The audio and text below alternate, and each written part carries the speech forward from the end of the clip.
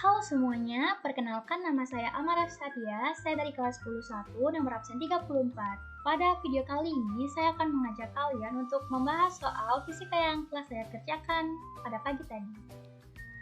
Jadi sebelum masuk ke pembahasan, saya akan memberitahu terlebih dahulu materi yang berkaitan dengan soal-soalnya. Jadi pada soal pertama, kita akan diminta untuk menentukan dimensi. Kemudian pada soal kedua, kita akan diminta untuk menentukan hasil pengukuran beserta dengan ketidakpastian pada jangka sorong. Kemudian pada soal ketiga, kita akan diminta untuk menentukan hasil pengukuran pada mikrometer struk beserta dengan ketidakpastiannya. Kemudian pada soal keempat, kita akan diminta untuk mengoperasikan bilangan menggunakan aturan angka penting. Dan pada soal kelima, kita akan diminta untuk membuat bentuk notasi ilmiah. Oke, kita langsung masuk saja ke soal pertama. Kita baca soalnya. Sebuah benda memiliki persamaan kecepatan H sama dengan B I pangkat 3 min A kuadrat per I, di mana H dalam ampere per meter dan I dalam ampere. Tentukan dimensi dari A berbanding B. Untuk mencari dimensi A berbanding B, kita harus mengetahui terlebih dahulu berapa nilai masing-masing dimensinya.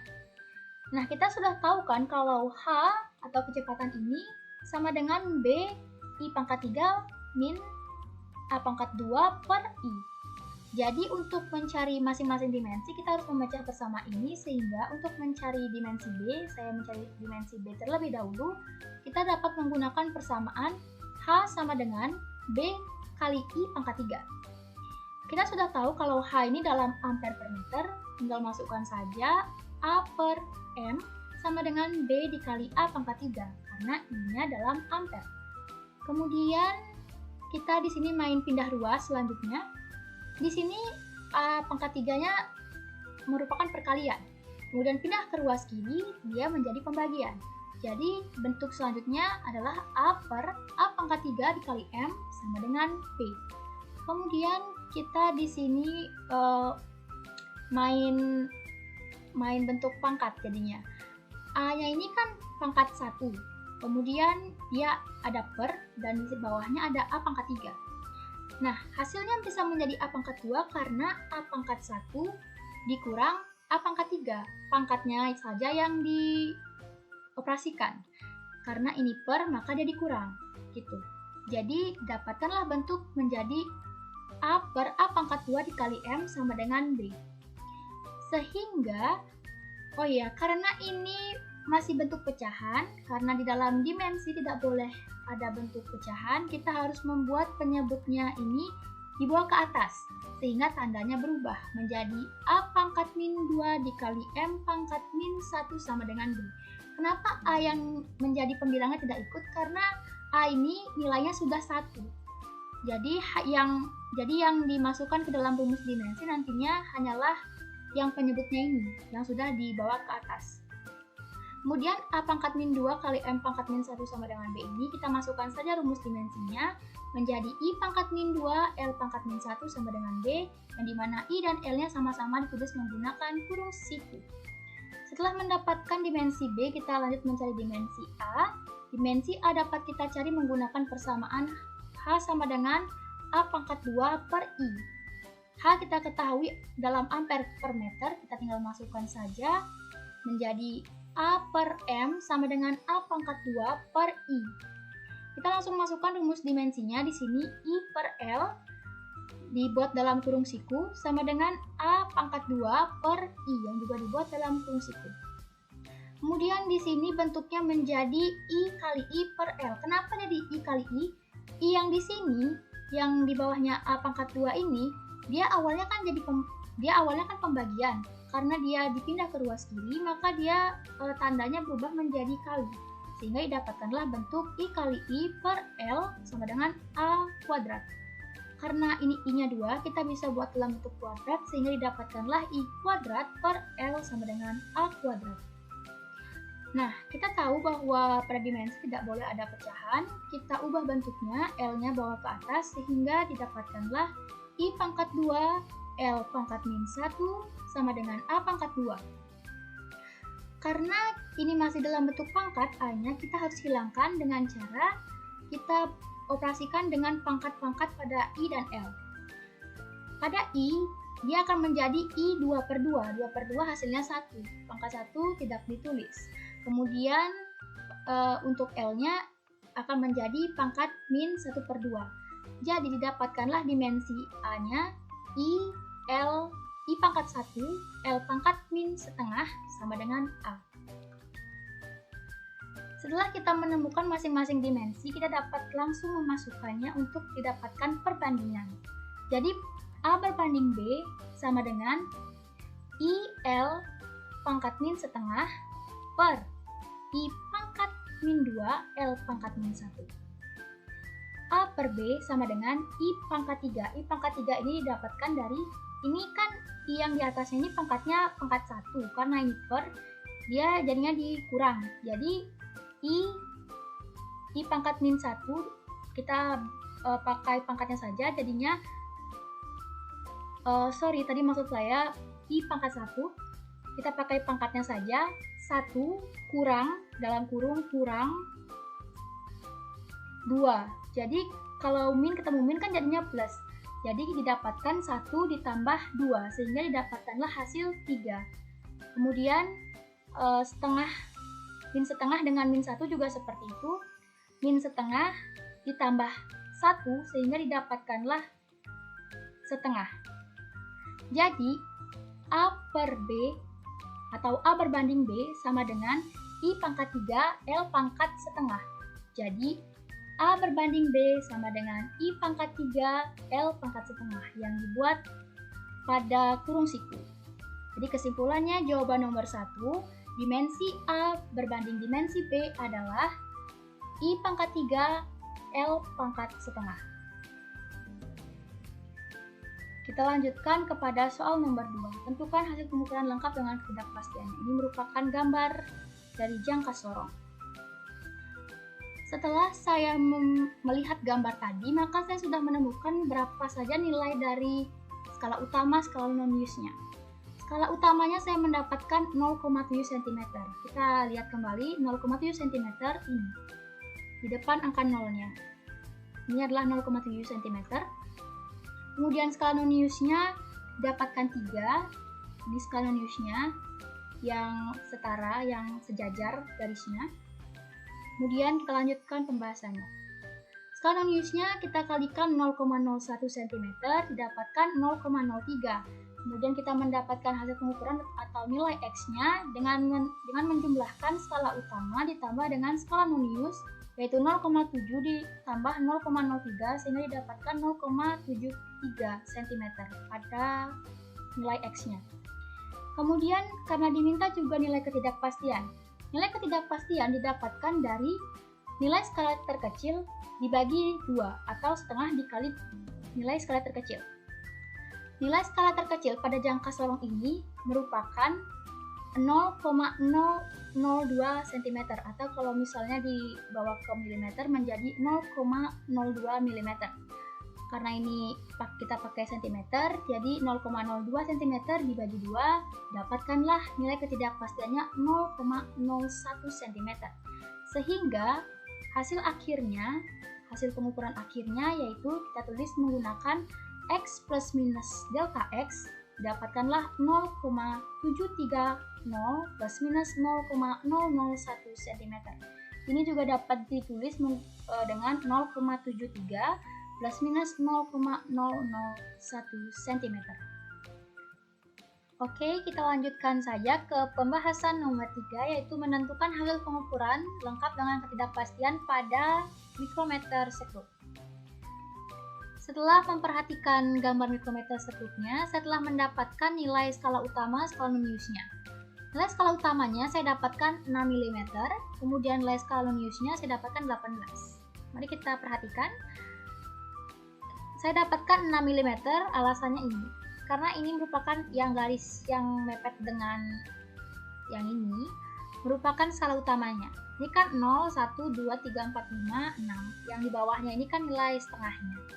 Kemudian skala non-use-nya saya dapatkan 18. Ini kan yang garis panjang ini 20.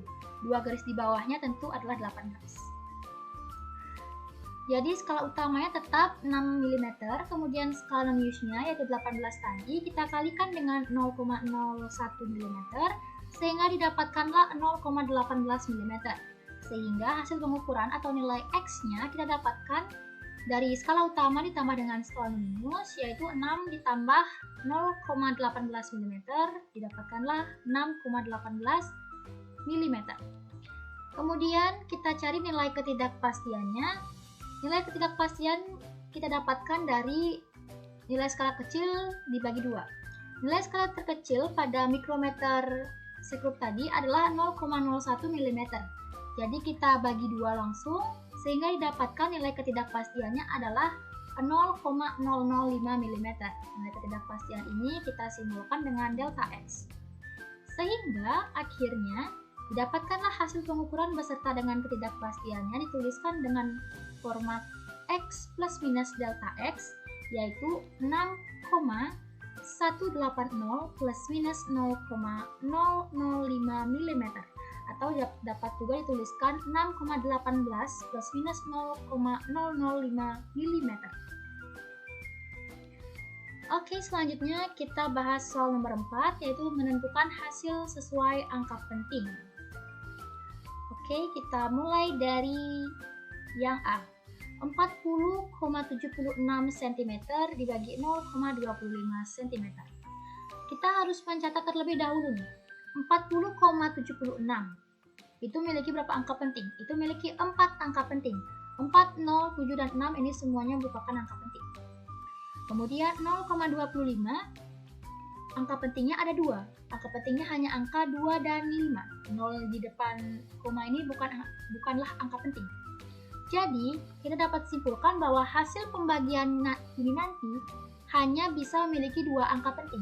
Karena dalam operasi perkalian dan pembagian, yang menjadi acuan angka penting hasilnya itu dilihat dari banyak angka penting yang paling sedikit. Gitu. Jadi, kita dapatkan, setelah kita hitung, dapatkanlah 40,76 dibagi 0,25, kita dapat hasilnya 163,04. Nah, tapi 163,04 ini angka pentingnya ada 5. 1, 6, 3, 0, sama 4 semuanya angka penting. Sedangkan kita hanya bisa memasukkan 2 angka penting saja pada hasil operasi ini. Sehingga kita bulatkan 163,04 ini menggunakan aturan angka penting. Didapatkanlah kemudian 40,76 dibagi 0,25. Ketika dioperasikan menggunakan aturan angka penting, maka didapatkanlah 160. 160 ini telah memenuhi syarat untuk operasi bilangannya karena telah memiliki 2 angka penting, yaitu angka pentingnya angka 1 dan angka 6. Kemudian kita lanjutkan ke soal yang B. Soal yang B ini mengoperasikan 7 meter pangkat 2. Jadi 7 meter pangkat 2 ini dapat kita jabarkan menjadi 7 meter dikali 7 meter. Jadi singkatnya 7 dikali 7 seperti itu. Sehingga jumlah angka penting yang boleh menjadi hasil pada operasi ini hanyalah 1 angka penting. Karena yang dioperasikannya orang tua angkanya ini jadinya angka 7 dan angka 7. Keduanya memiliki hanya 1 angka penting. Jadi anaknya juga harus memiliki 1 angka penting, tidak boleh lebih dari 1. Oleh karena itulah, setelah kita menghitung 7 meter kali 7 meter ini, kita dapatkan 49 meter persegi. Nah, 49, kita fokus pada angka 49-nya saja. Angka 49 ini memiliki 2 angka penting. Angka 4 dan angka 9-nya merupakan angka penting. Sedangkan untuk soal yang B ini, karena yang menjadi bilangan yang dioperasikannya 7 dan 7 yang memiliki 1 angka penting masing-masingnya, jadi anaknya ini juga harus hasilnya memiliki 1 angka penting. Sedangkan 49 ini memiliki 2 angka penting, dibulatkanlah dia menjadi 50 meter persegi. 50, kita fokus pada angka 50-nya. 50 ini terdiri dari angka 5 dan 0. Angka 0 di belakangnya tidaklah angka penting, jadi angka pentingnya hanya angka 5, sehingga 7 meter pangkat 2 ini, hasilnya jika dihitung menggunakan kaidah angka penting didapatkanlah 50 meter persegi. Kemudian soal yang C. Massa 1 apel adalah 300 gram, lalu berapakah massa 8 apel? Nah, untuk mencari massa 8 apel, kita masukkan angka sebagai berikut. Kita udah tahu kalau 1 apel itu 300 gram. Kemudian 8 apel berapa? Jadi logikanya kan 300 gram dikali 8 gitu. 300 ini memiliki satu angka penting. Angka pentingnya adalah angka 3. 0, 2, 0 di belakang ini bukanlah angka penting. Sedangkan 8-nya juga memiliki satu angka penting. Jadi hasil perkaliannya nanti harus memiliki satu angka penting. Berarti sama seperti soal yang B tadi. Nah, kita lihat sekarang. 300 dikali 8 hasilnya adalah 2400. Tetapi 2400 ini memiliki dua angka penting, yang dimana angka pentingnya adalah angka 2 dan 4. 0 di belakang ini bukanlah angka penting ya. Jadi angka pentingnya ada 2. Angka penting dua angka penting ini telah menyalahi aturan, karena seharusnya dia hanya memiliki satu angka penting. Maka 2400 ini kita bulatkan menggunakan aturan angka penting menjadi 2000. Karena dia masih di bawah 5 ya, angka 4 ini. Jadi kita bulatkan menjadi 2000. Sehingga jika dihitung menggunakan aturan angka penting, 300 dikali 8, maka hasilnya adalah 2000. Yang memiliki satu angka penting yang dimana angka pentingnya adalah angka 2. Jadi dapat kita simpulkan massa 8 apel itu adalah 2000 gram. Atau kalau misalnya mau diubah ke dalam bentuk kilogram, jadinya 2 kilogram. Kemudian soal yang kelima yaitu kita menentukan notasi ilmiah. Oke, soalnya yang pertama 0,00583 terahertz sama dengan titik-titik nanohertz. Kita buat catatan dulu bahwa T besar, H besar, Z. H besar sama Z kecil ini pasti hertz. Nah, T besar ini melambangkan diartikan dengan tera, sedangkan yang ini N-nya adalah N kecil, melambangkan nanohertz. Nah, 1 terahertz ini setara dengan 10 pangkat 21 nanohertz. Jadi, kita bisa dapatkan bahwa 0,00583 terahertz jika kita ingin konversi ke dalam bentuk nanohertz, maka dia harus dikalikan 10 pangkat 21 sehingga didapatkanlah hasil 5,83 dikali 10 pangkat 18 nanohertz. Jadi kesimpulannya, jawabannya adalah 0,00583 terahertz sama dengan 5,83 dikali 10 pangkat 18 nanohertz. Oke, kita masuk ke soal yang paling terakhir. Soalnya adalah 4250 pikoampere sama dengan berapa mega ampere? Oke, kita buat dulu catatannya ya, kayak yang nomor 5A tadi. Nah, kita lihat ini. A besar yang di belakang ini sudah pasti mengartikan ampere. Kemudian P kecil ini mengartikan pikoampere. Kemudian M besarnya mengartikan mega. Jadi, kita dapatkan bahwa 1 pikoampere ini setara dengan 0, waduh banyak banget nolnya ini. Ada berapa ini? 3, 6, 9, 12, 15, 17, ada 17 nol, baru angka 1 mega ampere. Biar nggak ribet, kita masukkan saja pakai notasi ilmiah. Jadi 1 pikoampere itu setara dengan 10 pangkat min 18 mega ampere.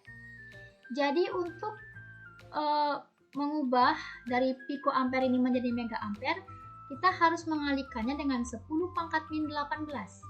Jadi 4250 pikoampere jika ingin diubah menjadi mega ampere, maka kita harus membuatnya 4250 dikali 10 pangkat min 18, maka kita dapatkan hasilnya 4,25 dikali 10 pangkat min 15 mega ampere. Jadi, kita dapat simpulkan jawabannya bahwa 4250 pikoampere itu setara dengan 4,25 dikali 10 pangkat min 15 mega ampere. Oke, terima kasih telah menyaksikan video saya ini. Durasinya mungkin panjang banget ya. Jadi biar nggak terlalu panjang lagi, akhir kata saya ucapkan terima kasih dan sampai jumpa pada video selanjutnya. Dadah!